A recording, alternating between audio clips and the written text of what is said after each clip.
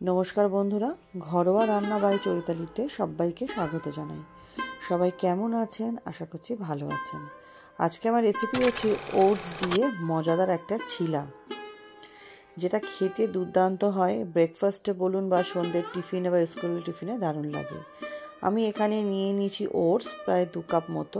কিছু ভেজিস নিয়েছি, গাজর, ক্যাপসিকাম, পেঁয়াজ, ধনেপাতা, টমেটো, রসুন কুচি, ডিম, এই সমস্ত দিয়ে ওটসটাকে মাখতে হবে। প্রথমেই ওটসগুলো আমি হাতের মাধ্যমে একটু ভেঙে নেবো, কারণ ওটসগুলো তো খুবই নরম হয়। মিক্সিতে চাইলেও আপনারা গুঁড়ো করতে পারেন, অসুবিধা হয় না। হাতের সাহায্য করে নিতে পারেন।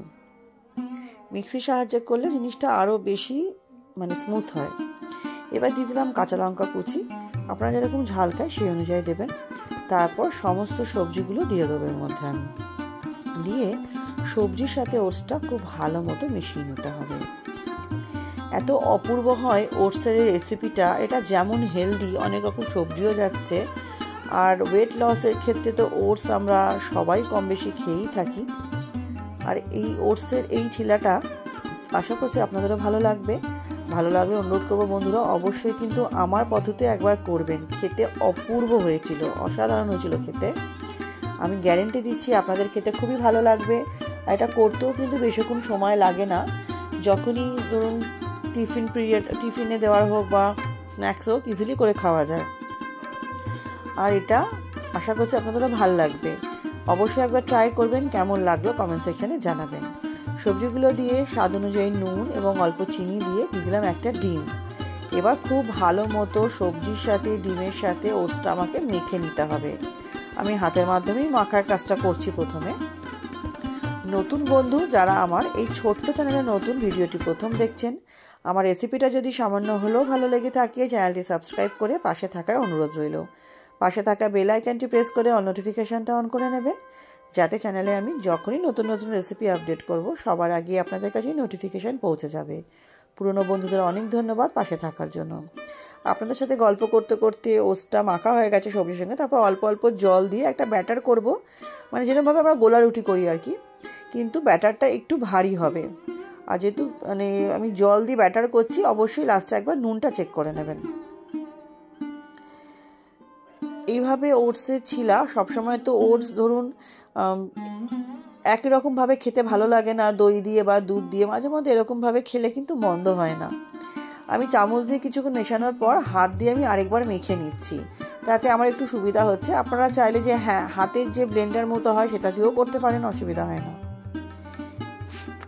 এবারে আমার এটা মাখা হয়ে যাওয়ার পর কিছুক্ষণ রেস্টে রাখবো। তারপর একটা ফ্রাইং প্যানের মধ্যে অল্প তেল দিয়ে, যেহেতু ফ্রাইং প্যানের কোনায় চলে যাচ্ছে তেলগুলো, আমি একটু ফ্রাইং প্যানটা ঘুরিয়ে নিচ্ছি, তেলটা যাতে একটু মিডিলে আসে। তারপরে আর কি, এক হাতায় একটু ওটসের এটা দিয়ে দিলাম, ব্যাটারটা দিয়ে প্রথমে হাতার সাহায্যেই স্প্রেড ছড়ানোর চেষ্টা করছিলাম, দেখলাম অসুবিধা হচ্ছে, তাই একটা পাতলা কাঠের খুন্তি নিয়েছি, সেটার মাধ্যমে এটাকে একটু ছড়িয়ে দিচ্ছি যাতে একটু পাতলা হয়। মোটা হলে কি হবে, জিনিসটা সেদ্ধ হবে না, কাঁচা কাঁচা থাকবে ভেতরটা। তারপর এটাকে আমি কিছুক্ষণ ঢেকে রাখবো, ওই মিনিট 5-6 মতো ঢেকে রাখলে একটা পিঠ ভালোভাবে হয়ে যাবে। তারপর আমি আরেকটা পিঠের জন্য উল্টে দেবো।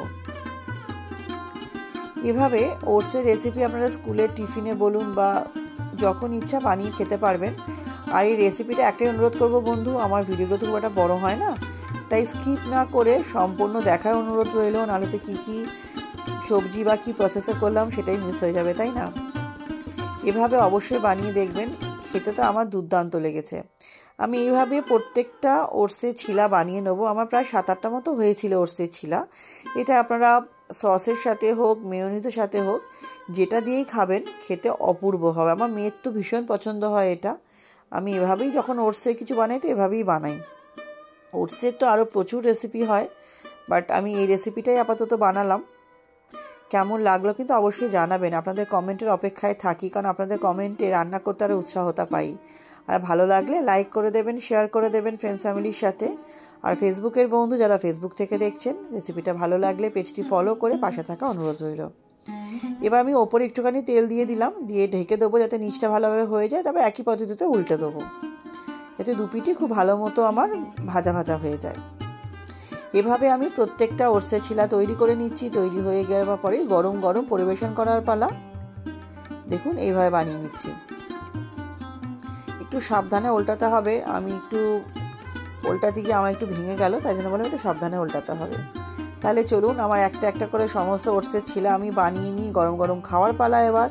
আর ভিডিওটা আজকের মতো এখানেই শেষ করছি। নেক্সট দিন আবার হাজির হব নতুন রান্নার সাথে। সবাই একটু ভালো থাকবেন, সুস্থ থাকবেন।